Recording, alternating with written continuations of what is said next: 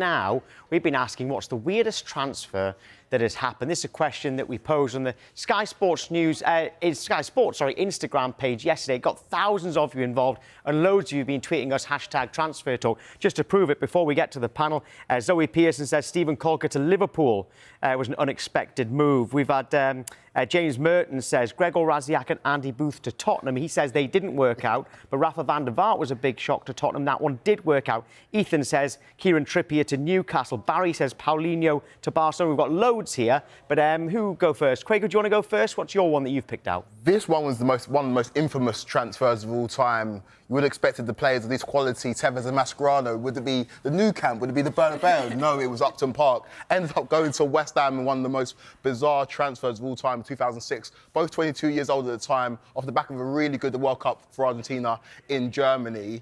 And it appeared on the face of it, they had moved from Corinthians to West Ham. There was a third party involved, and West Ham had to pay the price for that in the form of a hefty fine. But Tevez did manage to keep West Ham up on the final day of the season. At Old Trafford. At Old Trafford, against Manchester United. Eventually, he did move on to Manchester United as well and had a few good seasons at the club. But I remember seeing this come through, Tevez and Mascherano joining West Ham, and it was just very, very strange. These are players that could have gone and played for anybody, but were playing for West Ham. And there's a reason why they're both remembered quite fondly by West Ham faithful, because, like I said, Tevez did keep them up on the final day of the season. Iconic picture. It is. Yeah, I remember it was a real wow moment. What on earth is happening? It's a really good example, that one. Chris says Eric Choupo-Moting, he joined Stoke, hardly played, but then he went to Paris Saint-Germain and Bayern Munich after that, and he just ends it by saying bizarre. Fernando Torres leaving Liverpool for Chelsea as well. That's from Wayne. Robbie says in the WSL, Alex Morgan to Tottenham. In the Premier League, Juninho to Middlesbrough, which of course happened twice. And Barry says Christian Eriksen to Brentford. Right, Harriet, your turn.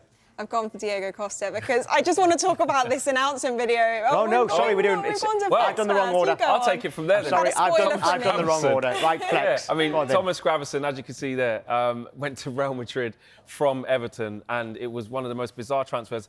And also, it was after the Makelele sort of went to Chelsea and they're looking for that next holding midfielder.